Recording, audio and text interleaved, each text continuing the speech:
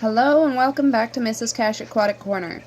This is like, I don't know how many tries at a video, so I really hope this one turns out. I have a few things that I wanted to talk about in the Aquatic Corner today. I've been trying to share these significant points, and I have failed. It has been a really rough week, inside and outside of the Aquatic Corner. I am going to try and cover a couple things without, oh boy, see, I can't even find my words. I'm just so flustered this week. I'm just going to jump ahead. I'm going to start talking about what I want to talk about. Maybe it'll make more sense. So, first of all, I was just wanting to share this significant point. Maybe someone could learn from my experience.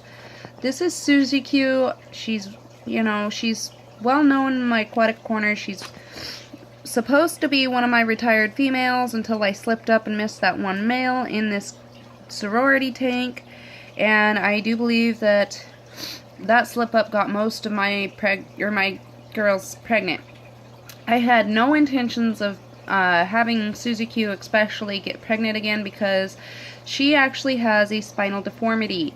And for the first few pregnancies with her, she, to the untrained eye, appeared to have a swim bladder issue because of the manner in which she was swimming.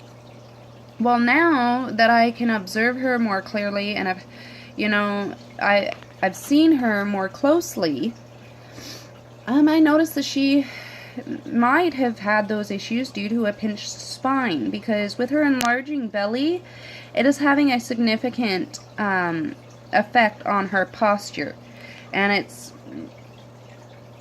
it appears to be intensifying the hump on her back and the sway in her tail. She actually has like a zigzag in her spine. And I just kind of wanted to point this out to people because at specific angles and at a distance and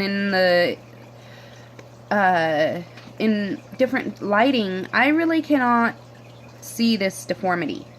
And so I feel it necessary to share, because like at the store when I bought these girls, I could not really see. The female tank was above my eye level, and I would have had to have, stood on a stool to observe these girls this closely and really be able to see this deformity that she obviously has. And have it, affect her so severely. And I really thought I was going to lose her with the last pregnancy that she had. And that was where I had come to the final conclusion that I wanted to separate her. And then I decided I would separate females from males altogether so that I could monitor really closely who and at what time they were breeding.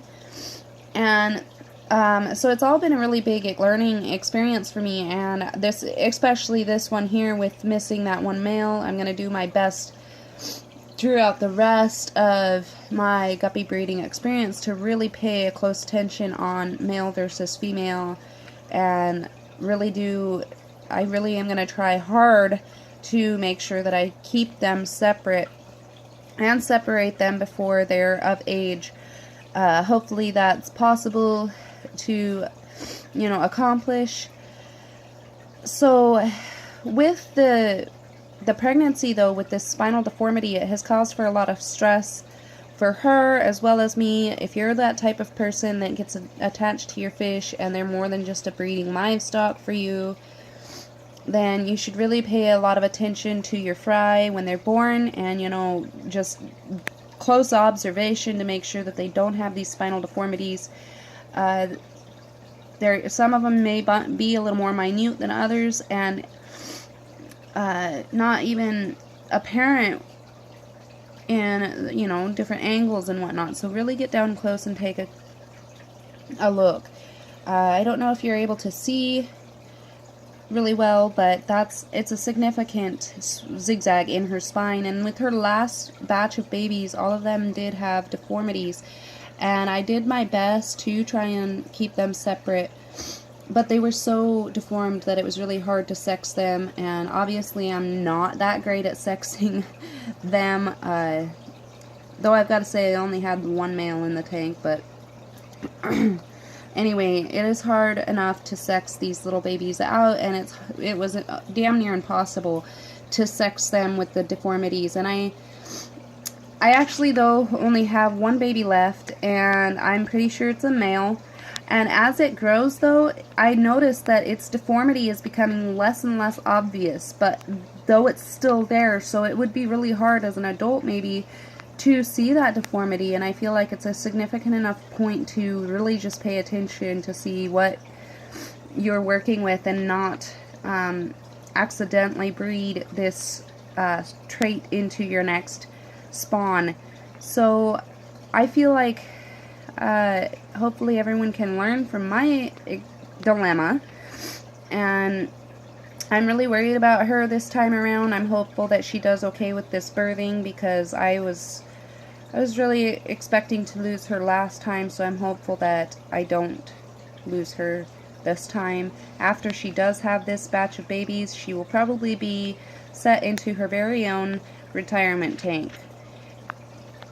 So anywho, moving on to my next dilemma in the aquatic corner. Poe has been removed from the breeder number 1 tank because he was showing some alarming signs. I'm not 100% sure what his issue is, but I did think that I saw a white spot on his side, and so I'm treating him with a multi-purpose treatment, and I'm hoping that he makes a full recovery.